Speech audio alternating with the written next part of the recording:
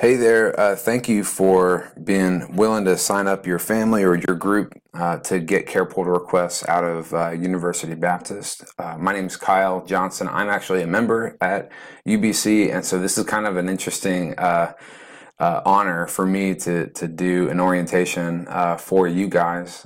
We've actually been active with UBC kind of in a trial, like pilot mode for a while, so this is really exciting to see it form some new legs and get some more momentum. And I cannot wait to see what God is going to continue using our church to do in our local community. So you at this point have already enrolled a new group, which is fantastic. You've kind of selected where you want to see requests based on, whether that's your home or if you can put the church's address in there too. None of that is like final. You can always change and update stuff like that, including the name. So there's nothing like super stressful and crazy that you need to worry about with this. This is all really flexible. But my goal really is just to give you a really brief orientation. I'm going to try to make it as brief as I can.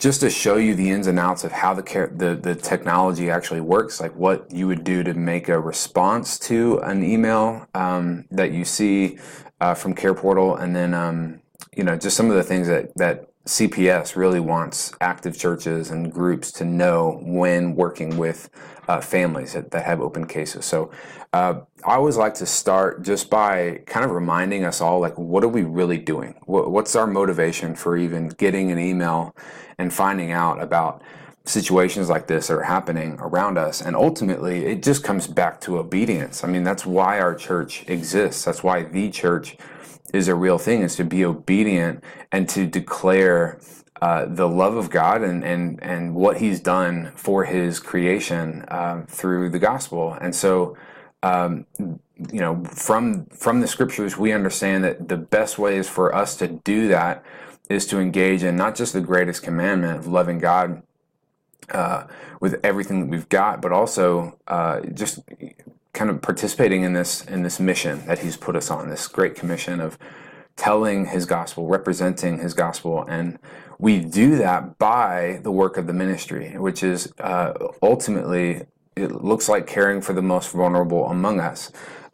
This is literally all through Scripture, Old Testament, New Testament. You cannot get away from this.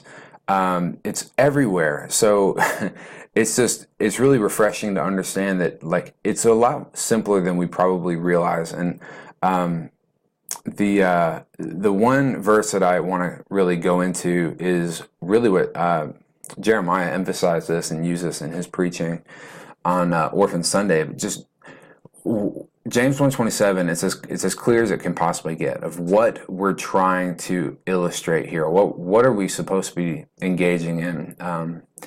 And the question that I think is really important to ask is, why is it this? Why is pure and faultless religion caring for the widows and the orphans rather than caring for the food insecure, or caring for the prisoners, or caring for, you name it, any other ministry bucket that we have in our culture, whether it's sex trafficking, homelessness, whatever it is.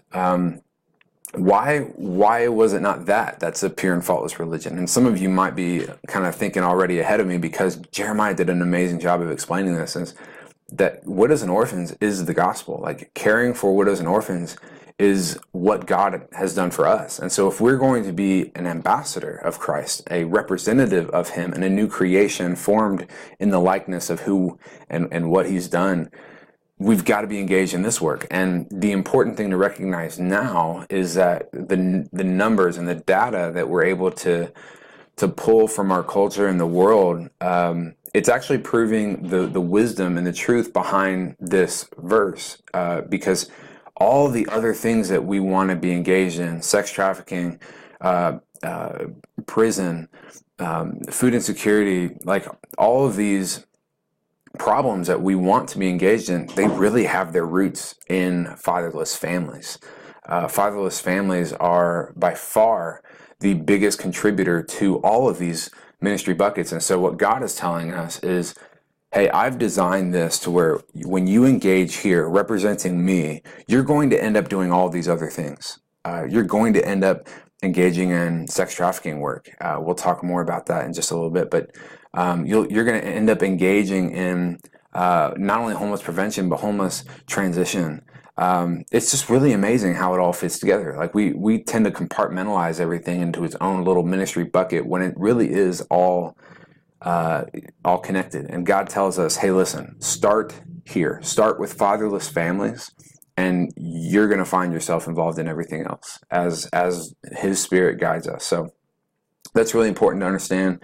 And then the numbers. These numbers are really, it's just helpful to understand kind of the scope and the progress and I guess you could call it kind of like the spectrum of what's really going on around us, and what we can just kind of pull basic numbers. I mean, these are drastically rounded off, but we know that about 4 million kids in the U.S. are touched by the child welfare system.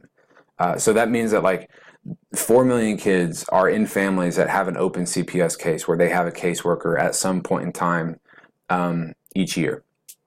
Okay, so that doesn't mean that they're removed from their home. It's just that they were investigated. There was an investigation performed, and they had to complete certain services or maybe get certain types of help by that caseworker. Okay, of those 4 million, we know that about 400,000 will end up being removed from their home. So that's a big difference between 4 million and 400,000. That's actually a big minority of the kids who are actually removed, which is important because the tendency for us when we think of the child welfare system is this like stigma of immediately all the kids are getting removed. And that's not actually the case. The majority of the kids are being kept in their home.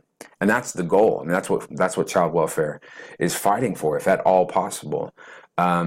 But we know, okay, about 400,000 kids will end up in the U.S. foster care system each year. Again, the majority of those kids will actually be able to return home within a year, or maybe it might be 2 years, but they will end up being able to go back home. But a minority of them, about 100,000 of them actually, will have to find a new adoptive home, which means that the parental rights for their biological families will be terminated by the state of Texas. And they're going to need to find an adoptive home. So again, we go from 4 million down to 100,000, and of those 100,000 kids waiting for adoption, about 30,000 of them will reach the age of 18 without getting an adoptive placement, which means that the state basically says, we're no longer your parent, you're an adult, you can go and have a prosperous life and do whatever you want to do. And the state tries their hardest to give those kids the best chance possible. Kids that age out of foster care, kids that were in foster care at all, actually, I think it's, well, kids that were adopted out of foster care, I should say, they're given free tuition for college if they wanted to go to get an education. So kids that age out of foster care, they're in that group, but unfortunately, the number of kids who age out and end up being either trafficked, out on the streets, homeless, in prison, or dead, honestly, the numbers are extremely high. It's actually really, really frustrating and depressing how common it is. In fact, there's a statistic out there that estimates that between 70 to 80% of all human trafficking victims in the United States were at one point in the foster care system. So it's just horrible how connected all of these things are, but it's helpful at the same time to know that this is the issue.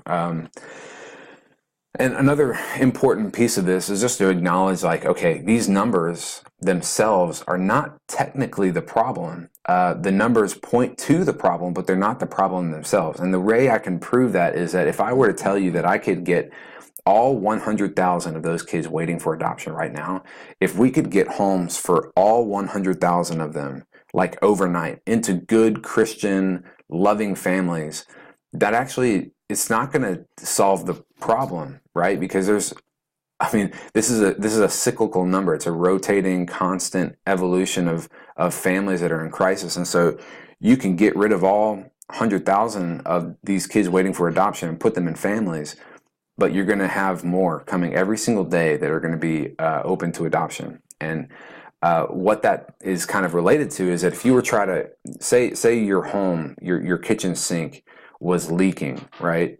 And your solution for fixing this leaky sink, with water coming out constantly, your solution was just to bring in an infinite supply of buckets to catch the water when it comes out.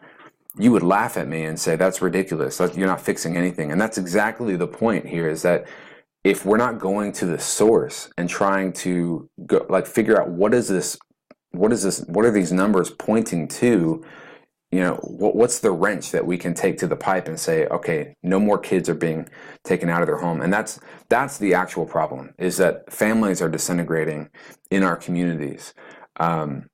And the solution, ultimately, especially from the church's perspective, is that we need access to those hurting families, ideally before any kids are being taken out of the home. Unfortunately, in the past, the church has really not had access to these hurting families because the state was the one that was kind of working the case and figuring out, okay, we need to be the ones that ensure that this family or this child is kept safe. And they haven't really shared information with the church until now, really. CarePortal is the technology, the platform that the state has chosen to use that would give access to these families that goes to the to the church, and so it's just a really exciting time to see what's going on, and we also want to kind of just understand the full spectrum of care that orphan care actually represents. It's not just fostering and adopting. We make a huge mistake to just think of bringing kids into our own homes to foster or adopt as the only way that we can, fulfill or be obedient to James 1:27. There's so many other ways to be engaged in this. When you prevent a child from being taken into foster care, you're doing orphan care. Even if the child's not ever in foster care, technically, they probably would have been if we hadn't stepped in. And so prevention is always the best method. You talk to any child placement agency, any court judge that's the one, ordering families to be separated for safety reasons, they will tell you, man, we need to do more work in prevention. And so bringing a bed to a family, or maybe a grandmother who's willing to take her grandchild, but she needs help. She needs some resources to make it work. That's orphan care. Working with that grandmother and getting her affordable child care, or offering babysitting or something like that at tier 2, like a relational level. That's legitimate prevention work. That's still orphan care.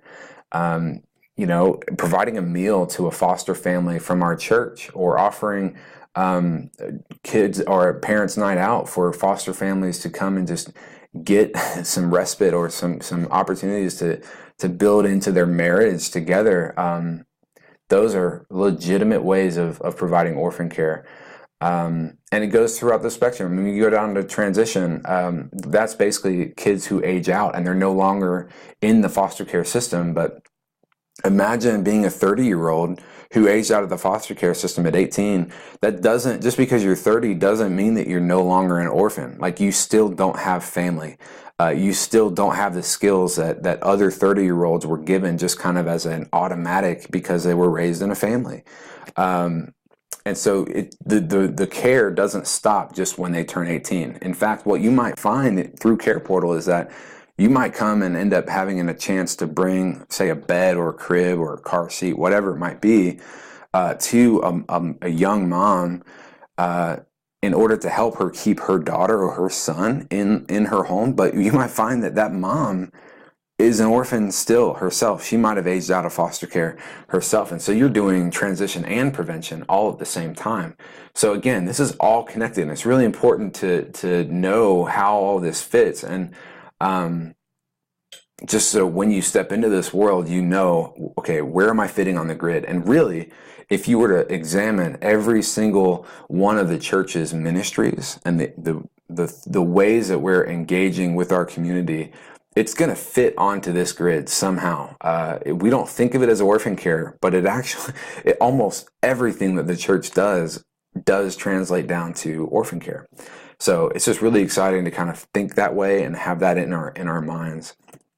But let's talk, specifically about CarePortal. This is kind of what it looks like. Again, this is just a technology, and this is, let's see, so we just launched New York and Hawaii in the last week. So there's like 18 active states in the country. We measured out by county, but right now, nationally, the local church has impacted more than 31,000 kids in just about 3.5 years. There's about 5,700 kids in Texas alone that have been impacted by the local church. And those numbers of churches, about 550 churches in Texas that are using CarePortal, that are signed up. So we also measure economic impact, which basically means that when you bring a used bed or something that you've found or have in your attic, just because you didn't pay the full cost of that bed doesn't make it any less valuable.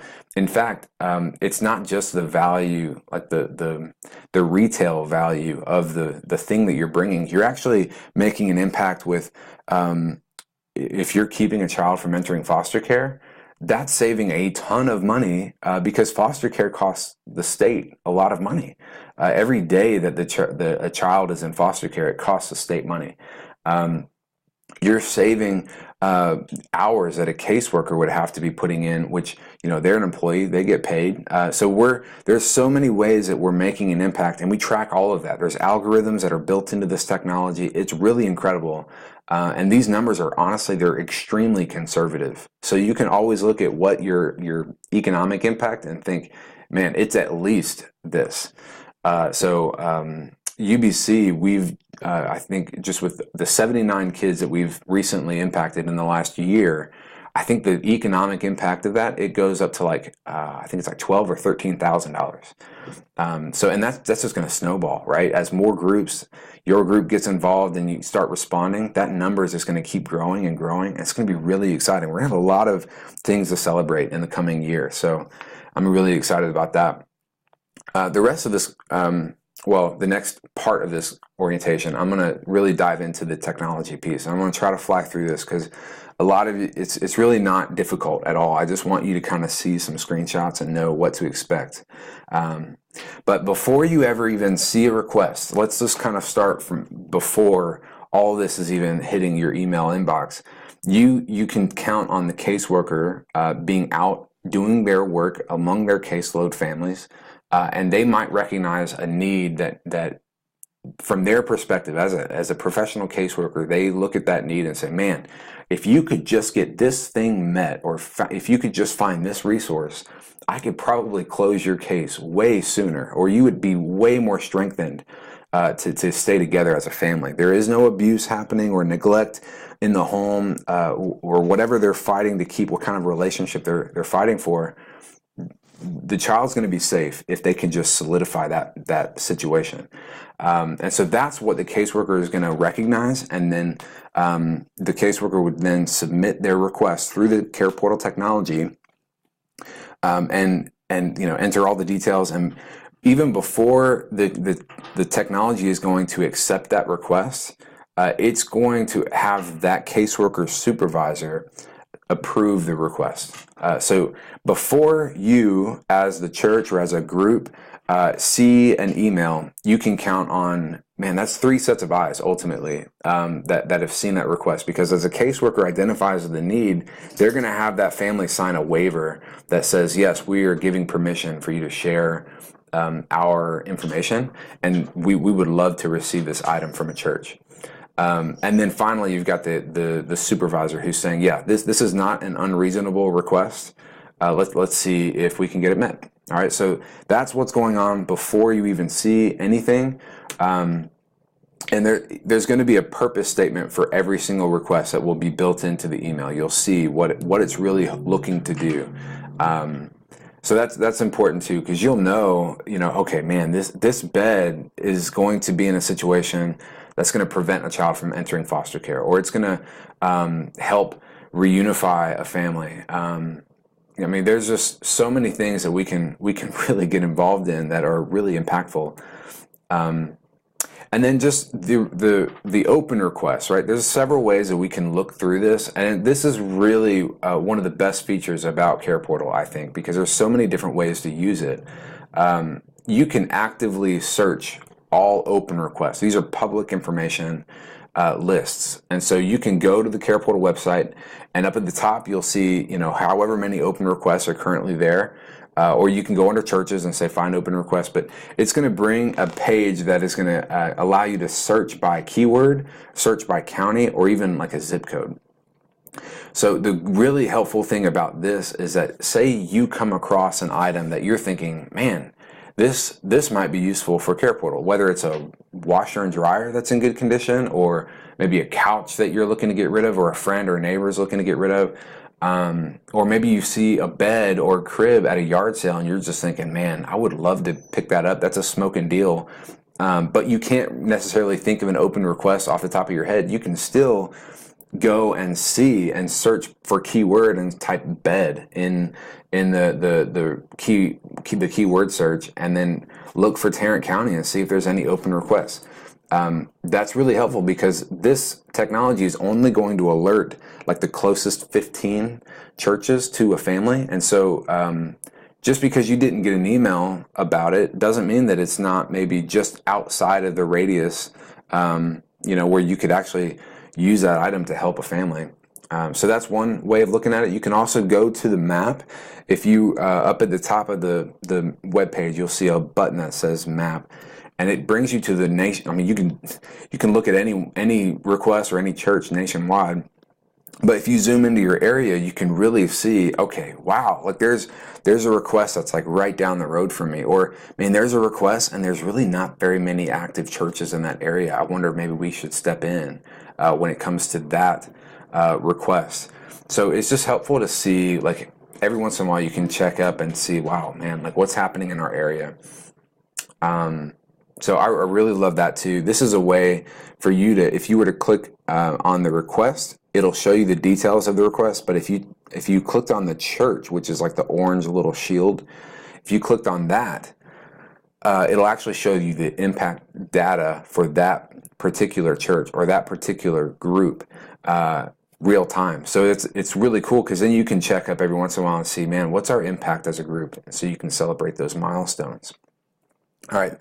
The passive way of using the technology, though, it really does come down to getting the email, okay? And the only time that you're going to get this email is if you're within that search radius for the request, okay? Tarrant County is set to where you'll get a request when your group is one of the closest groups or churches up to 10 miles away from the family, all right? This is something that I set, and it'll adjust as we get more and more churches. I'm just going to, decrease that radius so that nobody's getting too many requests, but I don't want people to get too few either. I want to give everybody a chance, every request, a good chance of getting met.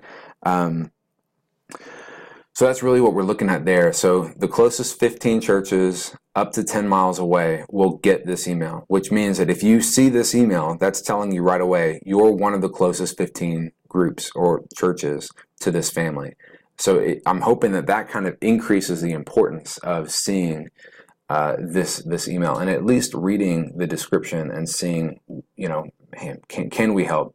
Does it make sense for us to step into this? If no groups or no churches step up and respond to this request, the system is going to escalate it to a slightly wider radius and include about 10 more churches just to try to give it another chance. So you might get a request email that says at the very beginning of the subject line, it'll say escalated. That tells you right there that you're in that extra group of 10 churches. You're kind of the last ditch effort for that request to get a response. All right, so in the email, though, you'll see not just the purpose statement, it'll be the county, the zip code, urgency level, the number of kids that it would impact, and then more importantly, you'll see a little bit of a description of what's going on, what is needed for this family. Hopefully, it gives you everything that you need to know to just kind of discern, can we or should we step into this, right? when you click that respond to request button, that's going to put you in touch with the caseworker that submitted the request. Okay, it'll load a form for you to enter, your information to confirm that it's you. It's all pretty self-explanatory. It'll show you any previous responses to the request, just so you kind of have a full, a careful pulse on what's really going on. And probably the most confusing piece of this is where it says your name. That's going to be the name of the person, whether it's you or maybe somebody that you forwarded the email to. That's going to kind of pick it up and carry the ball forward on it. The name of the person dealing with the caseworker is going to go there. And if it's the first time you've ever used CarePortal, they would want to click that little plus sign and add their name to the system. Otherwise, it'll just be your name as a point person. Whoever gets the email originally we consider a point person. And the system's going to have you verify your email. There's really no password for you to remember to have to respond. It's just verifying your email that's on file with your name. And then you're basically just, typing out, okay, what are you looking to do? How can you help? And that whatever you type in that box is not going to just be what the caseworker sees immediately. It'll also be what other churches can see. So it's just important to say, hey, we can cover all of this, or we can only cover a portion of this, or whatever it might be, just so that other churches can kind of get a beat on, okay, where does this request stand, right? If you were to go back into the email and scroll down to the next button, there's 3 total buttons. So the one right below the respond to request button, it says send a message, right? Which means you're basically trying to create a group discussion with all the other groups and all the other churches that are in your area about this one request. What's really important is that this discussion that you'll be creating, it does not include the caseworker. This is essentially like a huddle between the churches, all the point people at the active churches about this request, for you to kind of just talk through, okay, listen, this is a little bit more than we can chew off ourselves. Maybe we should try to get a few different churches working together. We can cover this. Can somebody cover this? Does somebody have a good contact for a good deal on whatever service or item? It just gives you a chance to work as a team, as a body, with the church. And that's a really beautiful thing. I mean, we've seen as many as 6 churches working together on one request, which, it does add a little bit more layers of complexity, but it's a beautiful thing when you see the churches, interdenominationally across different neighborhoods and everything, working together for the good of local families. So that's really amazing. And then the third button that you'll see in the email it says see churches. I call this the homework button, though. Essentially, what this button allows you to do is it goes to the individual web page for this one request. Okay, so it's almost as if you found it from the list of Tarrant County requests and you clicked on that request to see everything about it. It's going to bring you to that page, okay? But the unique thing about that page is it's going to have a list of the churches that were included in that individual request radius. Okay, so that's important to know, because the list is going to be arranged from closest to the family to who's furthest away. So it'll automatically tell you who is the most relationally equipped church to make the connection with this family. And then off to the right, you'll see a contact link that will allow you to get in touch with the point people for each of these churches. So it's not just calling the front desk of the church to say, have to explain yourself, hey, we're trying to do this. You're actually going to have a way to email directly the point person from another church that's seen this request. And that's a really important thing. I mean, this example that's on the screen, this is an example of a church in Keller partnering with a church like literally dead center in Stop 6 in East Fort Worth, where there's a ton of concentrated poverty. Well, that church in East Fort Worth it would struggle to meet the number of requests that it is on the top of the list for, right? That's just kind of the nature of this, is that the churches that are going to be consistently closer to the needs are going to be less equipped to respond to a lot of those needs because they're in the struggle themselves. So oftentimes we can actually come alongside and partner with some of these churches and say, man, we care about your ability to do ministry in your neighborhood. We want to partner with you. We want to learn and grow with you and from you, honestly, because those churches have so much to offer when it comes to ministry and the way that they understand their communities. So see that as a valuable tool. Ultimately, though, when you respond to, or whether you create a dialogue with the rest of the community, whether you initiate a strategic partnership with one other church based on where they are, all of the churches that are going to be involved, when you declare or agree, okay, we're going to be involved, everybody should go back and make a response to the request. The reason for that is because that's how you kind of get your church's name kind of on a list for the caseworker to then say, okay, these are the 3 churches that helped out. I don't want, it's never about credit, right? But I don't want any of our impact data to not be accurate, because that's a really important piece of telling the story of what God is doing. And so just be wise about that, and make sure that you respond if you're going to be involved. Okay. All right, now you should recognize this page, but I want to kind of take you through what happens when you click submit on this button. When you finally, make your response and you're saying, okay, we're going to step into this.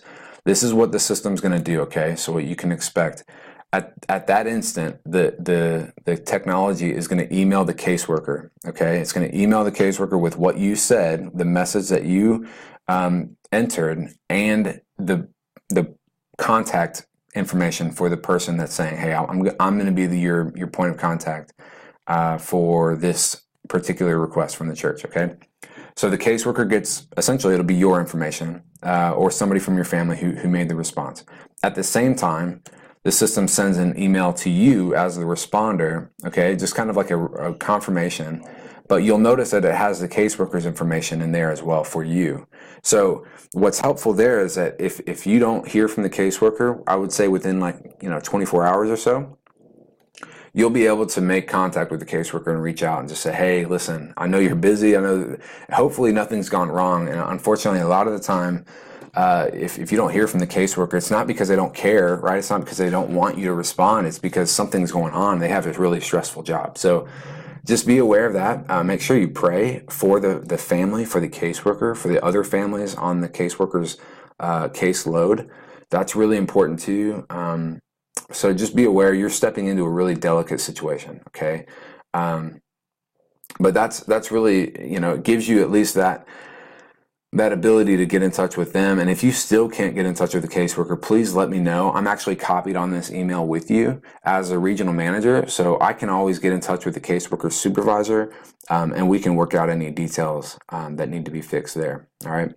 But ultimately, you're talking to the caseworker. Usually they make contact very quickly. They're usually very grateful. They say, oh my gosh, I'm so thankful that you're willing to provide this for my family. And it's so amazing. They always say my family, this is for my family. So these caseworkers really care. They want these families to get help. But as you're talking to that caseworker, you'll just, essentially kind of ask for more details. They'll be able to maybe give you some more story background of what's going on that they couldn't share in the original request, because that's public, right? Now, this is a private conversation. You can get some more of those details. But if you're confident that, hey, we'll take care of this, we're gonna completely, meet this request or whatever, you go ahead and tell the caseworker to close the request out. Okay, and when the caseworker closes it, all the other churches that were in your area that got this request, they're going to get this final email that says, hey, listen, this church, in our case, it would say University Baptist, and then at whatever your group name is, has met this need, right? And so they just kind of have that relief of, okay, you don't have to worry about this anymore. Maybe somebody was trying to make some phone calls to help out. And for that reason, we want to get the requests closed out as quickly as possible, okay? So tell the caseworker to go ahead and close it. What you're going to be looking for as the responding church is an email that looks like this. It'll say, thank you for helping. And essentially that is your confirmation that the caseworker gave you, quote unquote, credit for responding to the request. And there's a little verification form that you can fill out in that email that basically just gives you a chance to say, hey, how many hours did you put into this request? Was there any stories that came from this where you just feel like, man, God was moving so heavily and I wanted to share this, right? Please share those. That's really, really important. I've actually seen and been so humbled and honored because some of the churches in our area, they've shared some stories that have turned into national articles that the Global Orphan Project, which owns or developed CarePortal, the Global Orphan Project will turn some of these little stories into national encouragements for the whole network, and we've had that happen from Tarrant County, and so that's just really, really encouraging. So share those. It's really important for us to kind of just grow and act as a network, right? And then listen, the last part of this really is just kind of like let's make sure that we got our minds right? And a lot of this is from CPS. Some of it's just from my ministry background and being a missions pastor. But it really is important for us to know, who are we really impacting here, okay? I know for a fact you guys are probably all thinking, well, we're impacting the families and the kids. And that's absolutely right. That's probably the primary focus of this whole thing, this network, is to help families and kids. And with that, we have to understand the culture of poverty. The culture of poverty might come across, some of us might not really even have heard of this term, but let me tell you, it is a very real thing, and you'll see it as you're out there engaging with families. And I'll just give you a couple quick analogies or illustrations. If you respond to a request and you're thinking in your mind, man, this family they can't even afford a crib, they can't even afford a car seat, man, they must have nothing, right? And you put all this together and you have this expectation in your mind. You walk into this home, meet this family, and the first thing you notice is that there's a big screen TV on the wall, right? And that is the culture of poverty.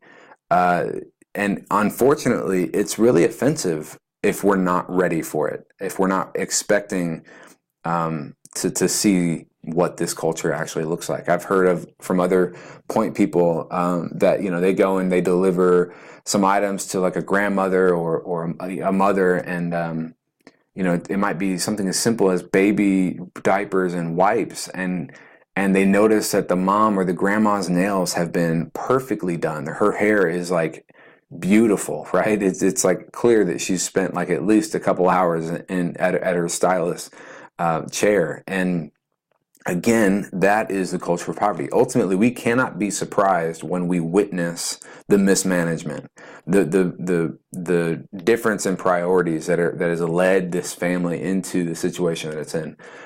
We can't be surprised when we witness that, because we've been invited in because there's a problem. So don't be offended when you see kind of I guess the fruit, or oh gosh, what am I saying? Don't be surprised when you see the evidence, I guess I could say, of the problem. Just take it, pray about it, but know that's what leads to these situations in many cases. So also, we need to understand that a lot of these families are in complete survival mode. All they know might be just complete dysfunctional family. So again, our expectations should be formed around that. And here's the good news. Survival mode, well, it starts with bad news, but I've got good news for you. Survival mode means that families may actually tell you while you're in the home about other needs that they have. You might recognize them yourselves, but they might actually openly share, yeah, we also need this, or we've been looking for this. We should expect that, for one. The second part, which is the good news, is that the caseworkers are your point of contact for you to verify everything and anything in terms of follow-up, help for this family. So your response every single time can be, let me talk to your caseworker. You don't have to let the family paint you into a corner. You don't have to put all this pressure on yourselves. Now, if you feel compelled and led to do something for the family, that's great. you can still, I would suggest still letting the caseworker know, but just keep in mind that that caseworker is your advocate.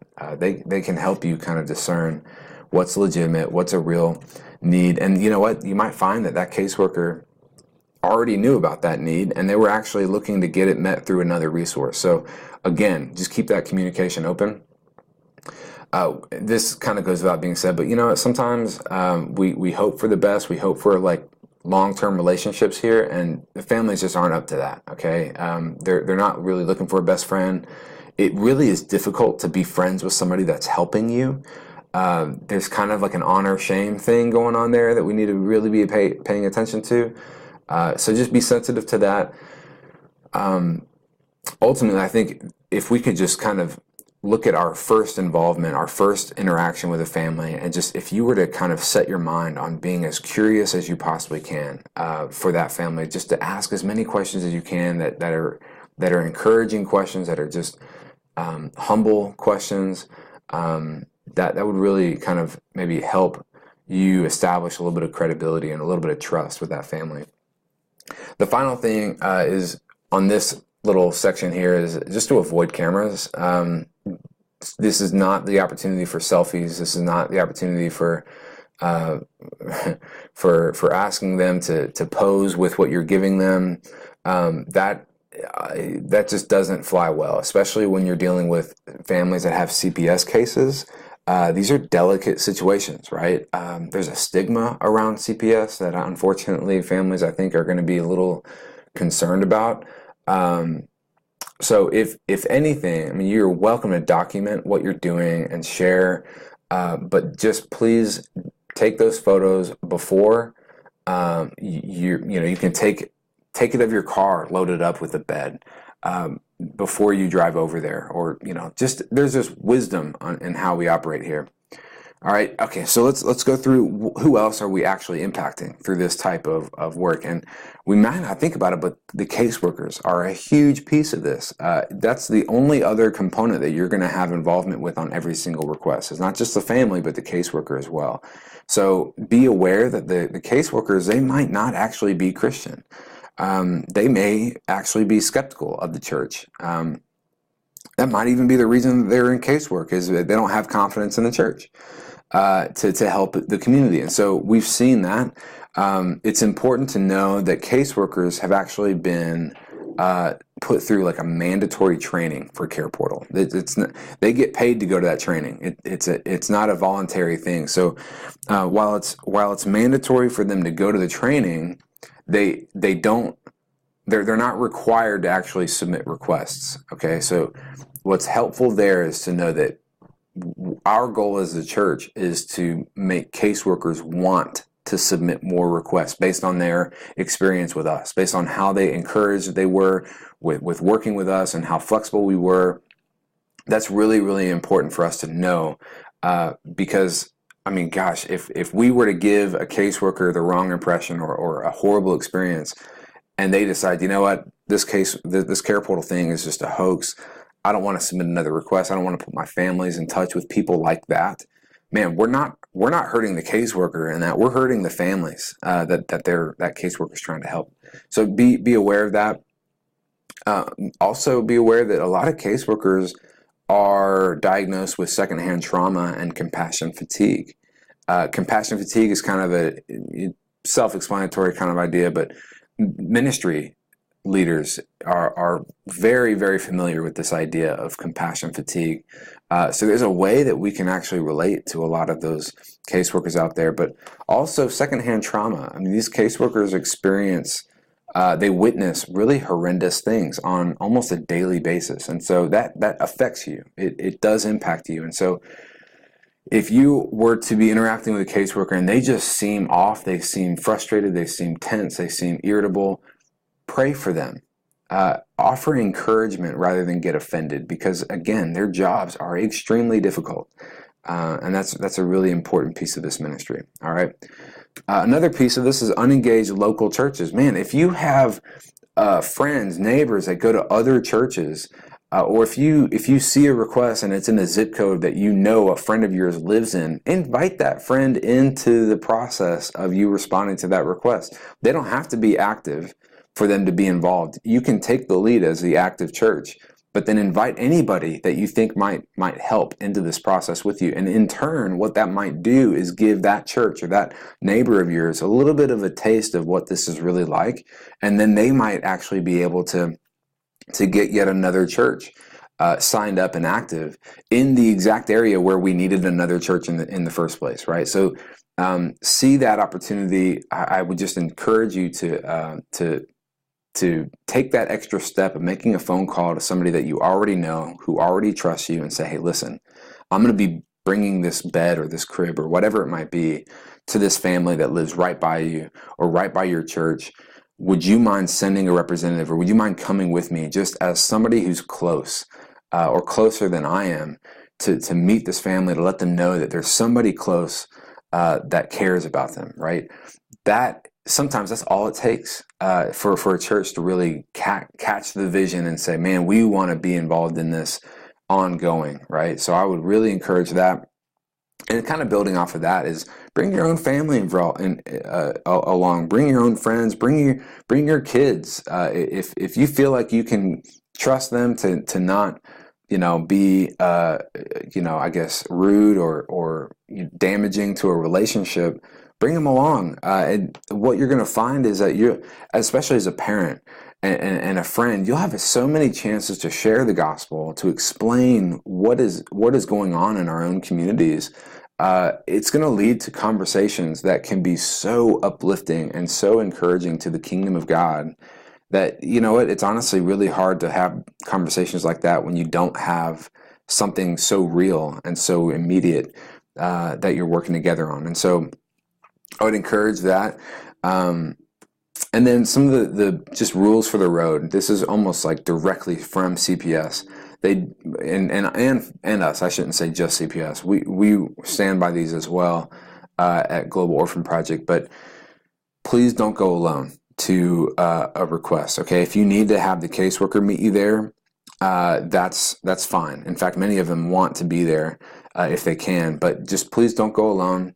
That's not just to protect yourself, it's also to protect the family, honestly. We don't want anybody in a situation where it's a he said, she said thing.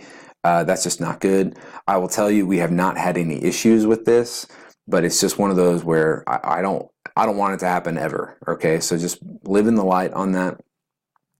It's also important to know, don't go as a mob either. Don't show up on their doorstep with like 10 deep, and say, we're going to help put this one bed together, when a lot of the times these families are living in pretty close quarters or small apartments, small homes. So if you bring in more than 3 people or so, it can get pretty sweaty and awkward a little fast. And so just be aware of that. Also, there's more to the story, okay? We obviously, whatever you see in that little description on an email, that's not going to be the whole story. There's so much more going on to that family that we really need to just remember that we're not the experts on this family just because we read a little paragraph about them, okay? So know that there's more going on. Know that there are going to be other needs, okay? That's not going to surprise us. Know that there's more going on with the caseworker as well.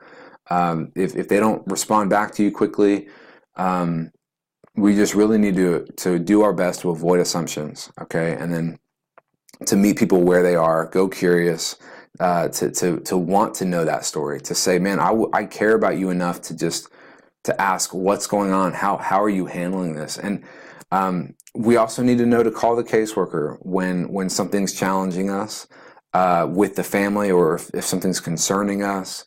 Not just if we want to, check on other needs that we might be able to meet, but we're still mandatory reporters as the church, as somebody going and volunteering. First of all, just to repeat, this is going to be situations where there is no known abuse anymore, right? That child may have been abused. They should be in a different situation now, whether it's with a different caregiver or what. But if you do see things that concern you, you do need to call the caseworker, okay? So that would be a very, very important thing, especially if you see things that might be evidence of more abuse. Okay. Again, I have not seen that happening, but it's just something to be aware of. Okay. Being a light, this kind of goes without being said, but just as a general affirmation, our words have so much power when we're in these families' homes and we're dealing with things that are really stressing them out. So know that when you find strength and you call it out and you see it in this family and you let them know, that has so much power for them. It's such a delicate situation that we want to be able to encourage them wherever we can. Our tone is also really important. We don't want to be condescending. We don't want to act like we're going to, fix their problem in 5 minutes. So being the light, and I say this a lot, but ultimately light doesn't really help much unless it goes into dark places. If we just keep lighting lights, lighting candles or whatever in a room that's already got fluorescent lighting, we're not actually providing any more light. But if you take one of those lights and go into a pitch dark room, that's actually doing something. And so this is our chance to really go and find darkness, to say, you know what, I carry the light of Christ, and this is a big deal. I'm going to go trusting that God is with me, and I'm going to actually let this light do something. And finally, cash, right? Cash, please, no cash at all to the caseworkers or the families. Okay, that probably goes without being said for most of you. But I would even go as far as to say, try to avoid gift cards. Because ultimately, a lot of the point of this is the connection between you and the family. So if there's a way for you to go with the family, spend some more time with them, doing things in a way that the family gets to pick things out and kind of, you honor the fact that, hey, listen, you should be the one as a father or as a mother to pick out these clothes for your child. But without, giving them cash or just handing them a gift card and saying go and get whatever you want. I would just encourage you, if there's a way to do it, try to do it differently. Go with them and build that relationship. All right, so that's it. I kept myself under an hour, which is actually, believe it or not, that's smoking for me. I cut out a lot of the slides that we usually go through. But know as well that you can get in touch with me for literally anything. I'm copied on every single response that you give, and in fact, all of the requests that you get should be from me. There's a way that you can just reply to the request email itself if you have any questions or concerns. But otherwise, would be happy to be involved in partnering with you guys. I'll be along for every step of the way. So let me know what I can do, okay? Thanks so much again for being involved. This is such a great opportunity for us to be the church, and I love it. Thanks again.